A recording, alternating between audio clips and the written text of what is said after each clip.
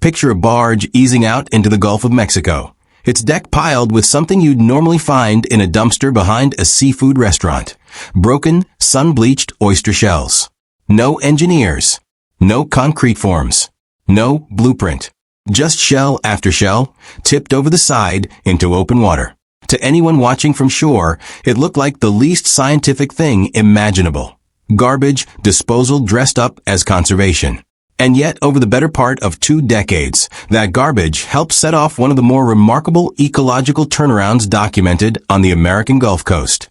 This is the story of how Florida's discarded oyster shells became reef, how that reef became habitat, and why a strategy this simple is now being copied from Louisiana to Australia.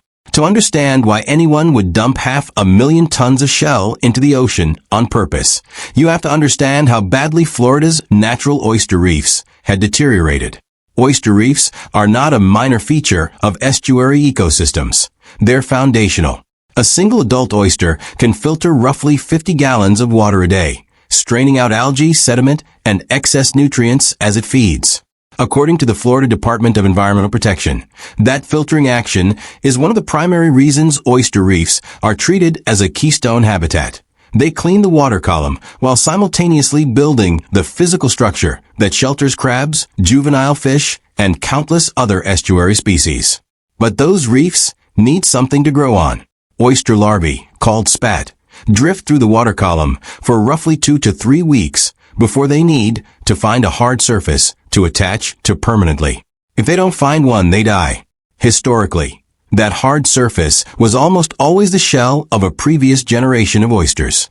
It's a self-perpetuating cycle.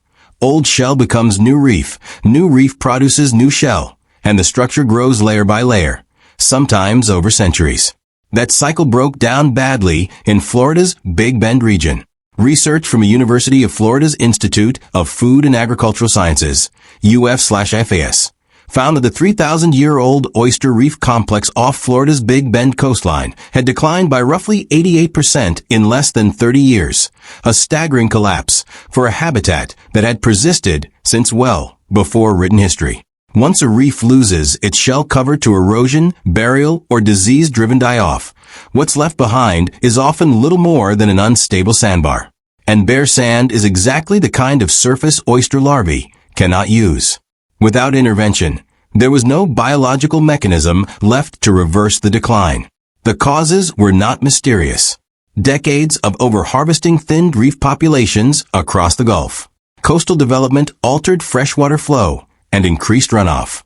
And in April 2010, the Deepwater Horizon oil spill, the worst offshore oil disaster in U.S. history, releasing roughly 200 million gallons of crude into the Gulf, dealt a further blow to reef ecosystems that were already under stress.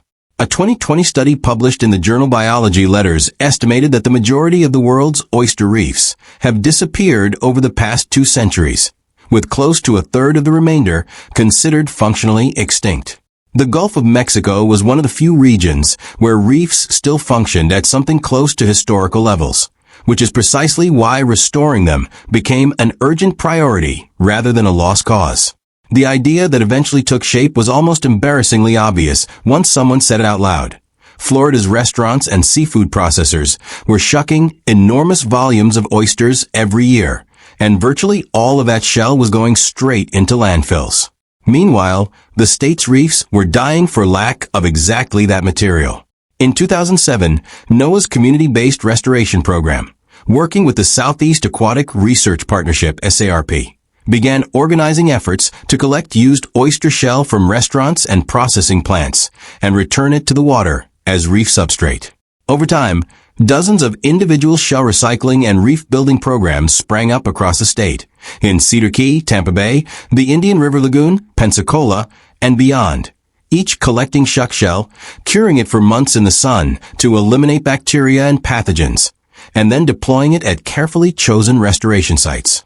Taken together, Florida's shell recycling and reef restoration efforts have returned an estimated 500,000 plus tons of shell to coastal waters since the program's inception. One of the most closely studied of these efforts is the Lone Cabbage Reef Restoration Project, centered on the historic reef chain in Sewanee Sound near Cedar Key. funded with roughly $6.8 million from the National Fish and Wildlife Foundation's Gulf Environmental Benefit Fund. Money tied to the Deepwater Horizon settlement. The project brought together UF/EFOS researchers Peter Frederick, Bill Pine, and Leslie Sturmer to design and monitor a large-scale restoration effort. Their approach combined limestone boulders as a stable base with a layer of recycled oyster and clam shell on top, aiming to give drifting larvae the immediate, reliable substrate the natural reef could no longer provide on its own. The project set out to restore up to 32 acres of reef, spanning roughly 3 linear miles. The early opposition to shell-based reef restoration, in Cedar Key and elsewhere, was real and not unreasonable. Commercial fishermen who depended on those waters worried that dumping shell onto the seafloor could smother existing habitat or disrupt fishing grounds their families had worked for generations. Environmental advocates raised concerns that the practice amounted to little more than dressed-up ocean dumping.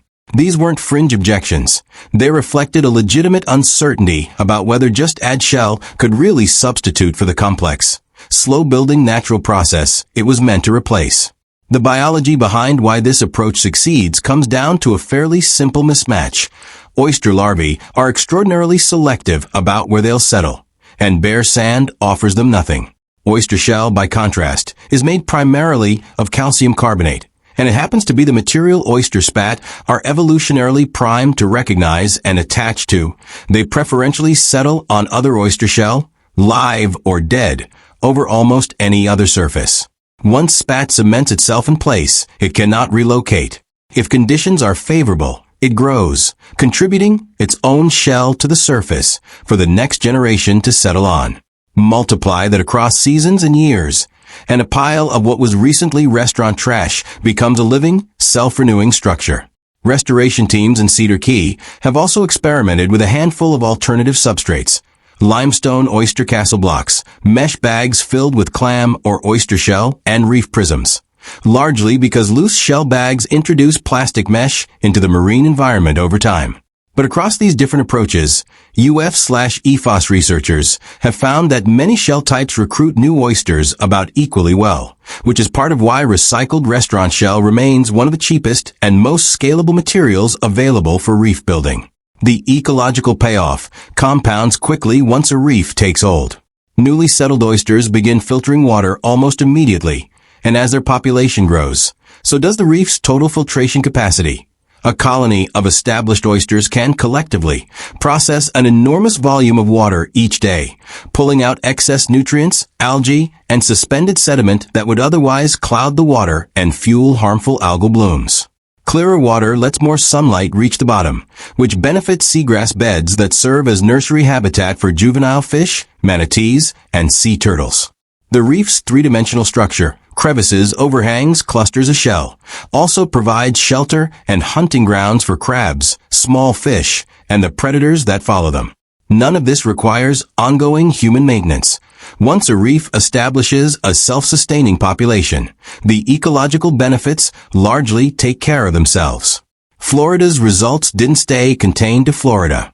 As shell recycling and reef restoration programs demonstrated measurable success, similar efforts took root across the wider Gulf region. In 2024, NOAA's Office of Habitat Conservation awarded $5 million, funded through the Bipartisan Infrastructure Law and the Inflation Reduction Act, to restore America's estuaries, to expand oyster shell recycling and reef restoration across Louisiana, Florida, Alabama, and Texas. As Michael Byros of the Coalition to Restore Coastal Louisiana put it in describing the broader problem the funding was meant to address, the traditional oyster supply chain is linear and extractive, with shuck shell routinely ending up in landfills instead of being returned to the water where it could keep doing ecological work. The scale of the underlying problem gives some sense of why this matters. Overharvesting, the Deepwater Horizon spill, and storm-driven sedimentation have combined to reduce historic oyster populations across the Gulf by an estimated 85% or more. Against that backdrop, a strategy that converts an existing waste stream into reef-building material, rather than requiring new extraction of limestone or concrete, has an obvious appeal, both ecologically and economically. That appeal has traveled well beyond the Gulf Coast. Coastal engineers and marine scientists in regions as far-flung as the northeastern United States, Canada, Australia, and parts of Europe have studied shell-based reef restoration as an alternative to traditional hard engineering solutions like seawalls and rock revetments, which tend to be expensive to build, require ongoing maintenance, and can fail outright under extreme storm conditions. The broader concept now circulating among restoration ecologists, sometimes described as a form of circular design, treats materials once written off as waste, including oyster shell, coral fragments, and crushed limestone, as legitimate, reusable ecological infrastructure rather than a stopgap measure. Any coastal restoration project eventually faces the test that matters most, a hurricane. Florida's oyster restoration efforts have had that test delivered more than once, and it hasn't been gentle. The 2023 and 2024 hurricane seasons hit Cedar Key, which produces more than 90% of Florida's farm-raised clams, especially hard, displacing or burying tens of thousands of clam culture bags and other aquaculture gear, and causing an estimated $63 million in losses to the local shellfish industry, according to Florida officials and NOAA's Marine Debris Program. Rather than treating that damage as a dead end, restoration partners turned it into a second act for the same shell-based strategy. In 2025, NOAA awarded a $2.9 million grant to the Florida Department of Agriculture and Consumer Services, working with UF/EFOS and the Cedar Key Aquaculture and Oystermen's Associations, to remove roughly 40,000 damaged clam bags and other storm debris from more than 700 acres of state-leased submerged lands. Crucially, the shell material and live oysters recovered from that wreck gear aren't simply hauled to a landfill. They're being used to reseed roughly 5 acres of oyster reef habitat, while the debris removal work itself creates paid opportunities for clam growers whose operations were wiped out by the storms. It's the same underlying logic that started the whole movement in 2007.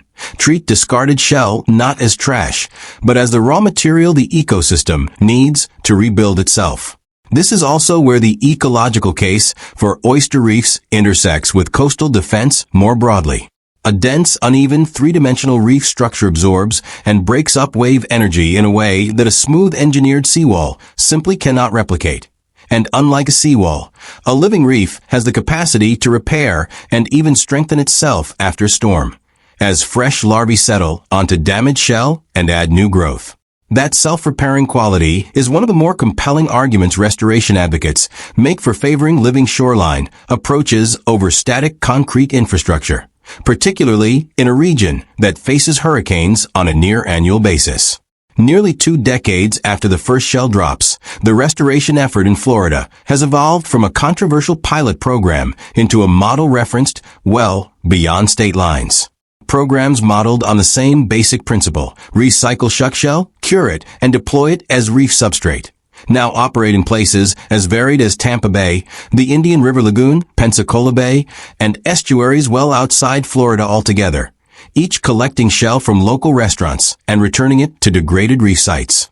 The work is not finished, and it was never designed to be a one-time fix. Reef restoration is inherently a slow, generational process. Each cohort of oysters that survives to maturity creates the substrate the next cohort needs, gradually rebuilding not just the reef itself, but the water quality, fish nurseries, and storm buffering that depend on it. Florida's experience over the past 2 decades suggests that when that cycle is given even a modest push, in this case, shell that would otherwise have gone to a landfill, natural systems are often better equipped to do the rest of the work than we give them credit for. What began as a pile of restaurant scraps tipped into open water has, over time, become something closer to living infrastructure, quietly filtering the Gulf, sheltering fish, and absorbing the force of storms, one generation of oysters at a time.